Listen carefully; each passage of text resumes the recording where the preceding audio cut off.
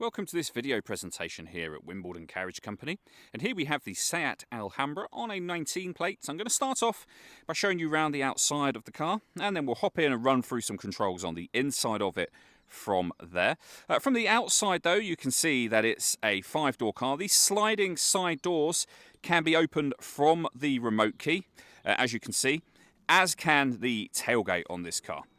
As we approach the back of the car, you'll see that we have reversing sensors, plenty of boot space available there. We have 7 seats in place at the moment, as you can see. You can, of course, fold down these rear two to give you an increased amount of boot space, should you wish to do so.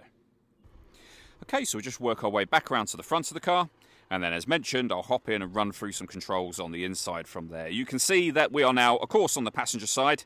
The sliding side door on this side of the vehicle works in exactly the same way as it does on the driver's side, in that you can open it from the key or from inside the car, which I'm going to show you now. Just briefly before we climb in, I think it's well worth seeing the interior from this exterior point of view. There's plenty to run through on the dashboard, so let's hop in and we'll do that right now. Okay, now that we're inside the car, we're going to start with the dials. On the left-hand side, first of all, we have the rev counter and coolant temperature gauge. On the right-hand side, the speedometer and fuel gauge. In the centre, you can see the total mass of this car. They are 14,116. Above that, we have the trip computer. So we're on the driving data menu at the moment. There are other menus available to you as well, and you can see me cycling through those now, and they are all accessed using the buttons on the right hand side of the steering wheel just here. The plus paddle and minus paddle, so that you can change up and down a gear with this automatic gearbox. And then over here we have our stereo and phone controls, and underneath on this stalk, the cruise control for the car as well.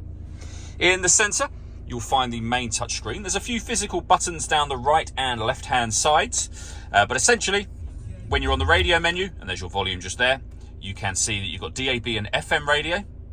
Under media, and in the bottom left hand corner, the ways in which you can listen to your own music in this car include Bluetooth audio. So not only can you make and receive phone calls, you can also stream your music wirelessly as well. That is, once you paired your phone, hit the phone button to do that, and then find mobile phone.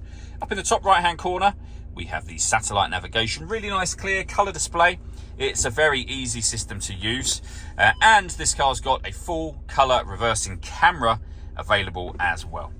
Working our way down from there, we have the dual zone climate control. You can adjust the passenger and driver temperature. You can increase and decrease the fan speed and the direction the air is being distributed in once it enters the car.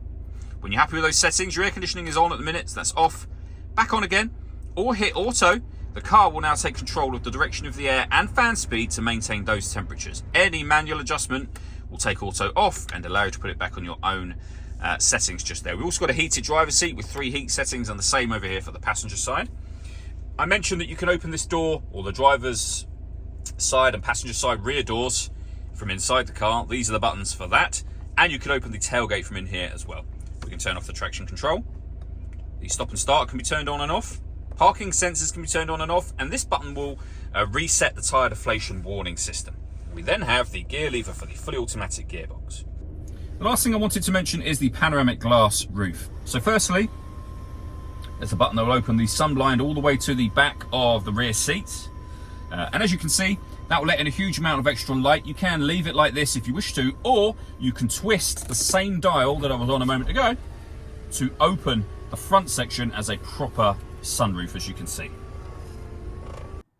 The last thing I wanted to run through is the paperwork we hold for this car. On the left hand side, we have the V5 registration document showing this is a one-owner car from new. 2 keys, of course, you can see that there as well. And on the right hand side, we have the full service record for the vehicle as well. It's also worth noting that if this or any other car that we sell requires an MOT within the 6-month period at the point at which we sell it, we will also do that for you as well. All that leaves me to say is thank you for taking the time to watch this video. If you'd like to come and see the car for yourself and have a test drive, or you'd like a live bespoke video tour of the car, please feel free to give us a call here at Wimbledon Carriage Company. We'd love to hear from you soon.